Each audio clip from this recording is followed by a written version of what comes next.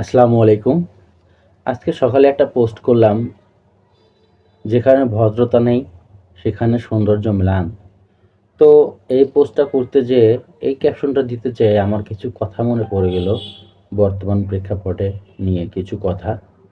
তো ভাবলাম আপনাদের সাথে সেটা শেয়ার করি, যদিও সেটা সামাজিকভাবে সেটা আরো ভালো হয়। আগে মানুষ অনেকটা সময় একসাথেই কাটাতো, একে অপরের খোঁজ নিত। এখন প্রযুক্তির যুগে আমরা সবাই মোবাইলে, সোশ্যাল মিডিয়ায় ব্যস্ত। এমনকি পাশে কেউ থাকলেও তাকিয়ে দেখি না।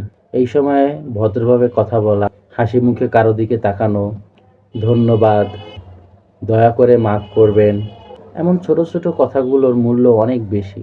ভিন্নমত থাকতেই পারে, কিন্তু সেটা বলার ধরনটাই আসল।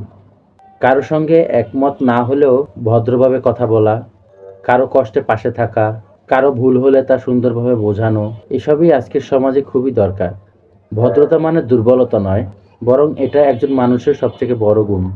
যে কোনো বয়সে, যে কোনো জায়গায়, বাড়ি, স্কুল, অফিস কিংবা অনলাইনে ভদ্রতা মানুষকে আরও সুন্দর করে তোলে।